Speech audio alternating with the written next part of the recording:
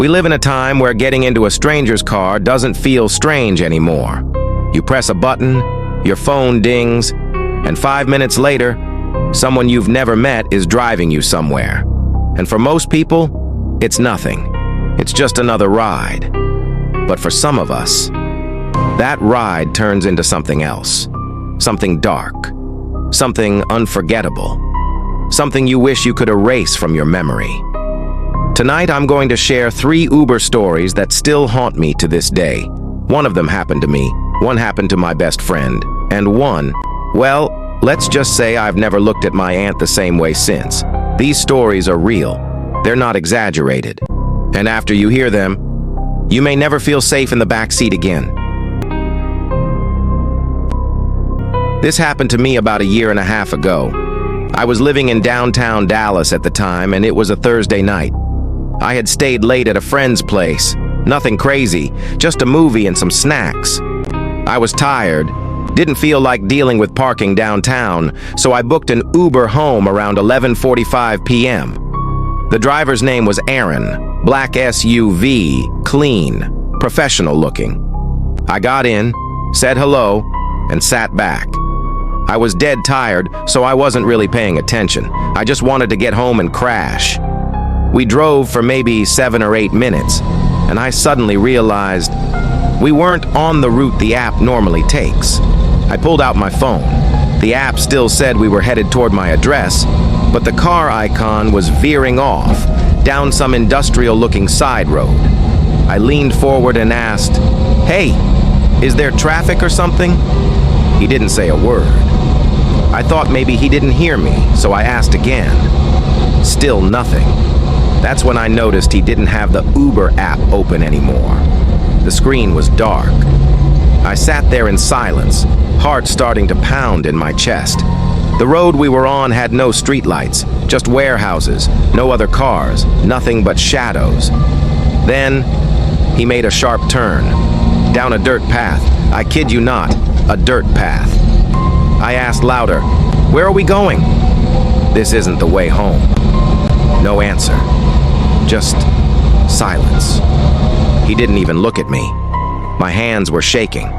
I unlocked the door and gripped the handle. At that moment, my phone buzzed. A random notification. It lit up my face, and I think he noticed me clutching the door handle. He finally spoke. In this low, flat voice, he said, "You shouldn't grab the door while the car's moving." That's when I lost it. I threw the door open and jumped. Yeah. The car was still rolling, maybe 10 miles an hour, not fast, but enough to hurt. I landed hard on the ground, scraped my palms, tore my jeans, but I didn't care. I ran into a side alley and hid behind a dumpster. The SUV didn't stop. It just kept going.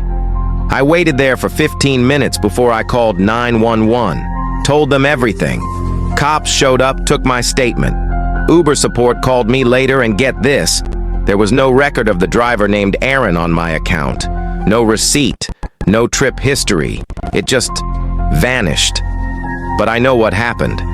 I still have the scar on my hand.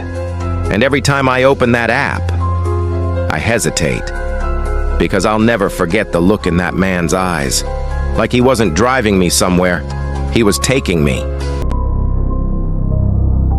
This one happened to my friend Jake about 6 months after my experience. He's a bartender in Nashville, works late shifts, and often takes Uber home around 3 a.m.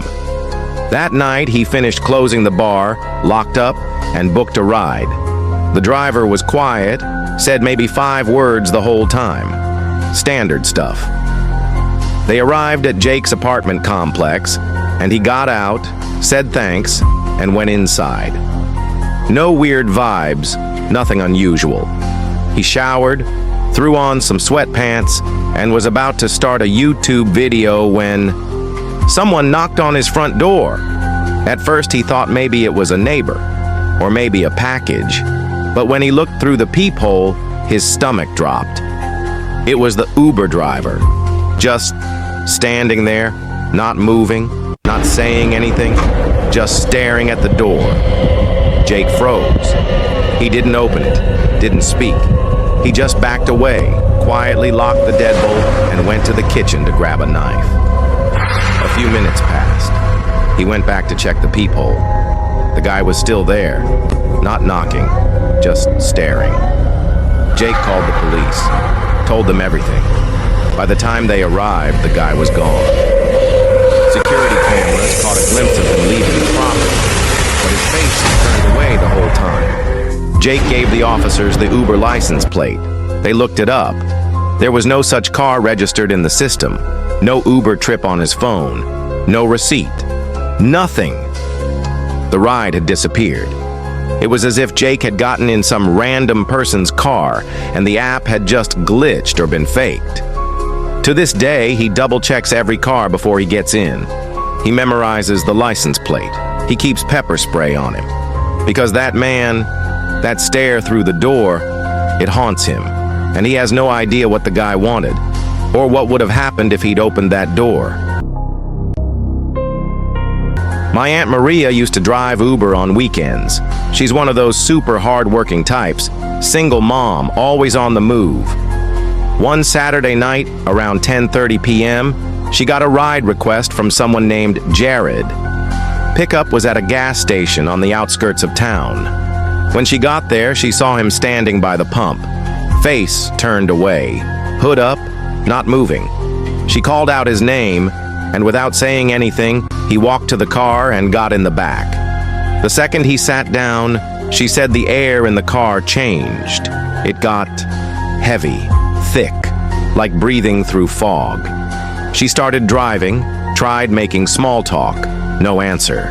He just sat there, silent, staring forward. But something was wrong.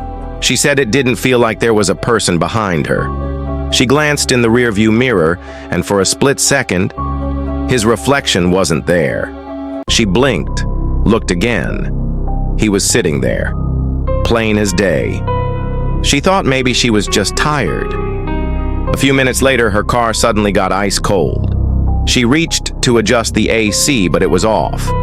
Then she looked again, and the back seat was empty. Empty, while she was still driving. She slammed the brakes and turned around. Nobody there. She pulled over, checked outside. Nothing. The doors were locked. No one had opened them. He couldn't have gotten out. She grabbed her phone to cancel the trip. There was no trip in progress. No rider named Jared. Nothing. When she got home, she checked the dash cam footage. She watched the whole thing. The man getting in, sitting still, staring. And then, at minute 7:43, he just disappeared. No blur, no motion, no sound. One frame, he was there. Next frame, gone. She deleted the footage that same night. Said she didn't want it in her house. She quit driving Uber the next week. To this day, she refuses to ride in the back seat of a car. She won't explain why. But if you saw her face when she talks about that night, you'd believe her. 3 rides, 3 stories, 3 people who got into cars, thinking they were just going home. But the road had other plans. I still have nightmares about that dirt road. Jake still checks his peephole every time he hears a noise. And my aunt? I don't think she'll ever feel safe in a car again. These weren't stories from horror movies. They happened, in real places, on real nights, to real people. And the scariest part? They started the same way yours probably has. A phone, a ding, a stranger pulling up to the curb. So next time you get in an Uber, look twice. Listen to your gut. And remember, not every ride ends where it's supposed to. Thanks for watching. If this gave you chills, do me a favor. Hit that like button, subscribe, and let me know in the comments. What's the creepiest ride you've ever taken? Because the truth is, some people get in and never come back the same.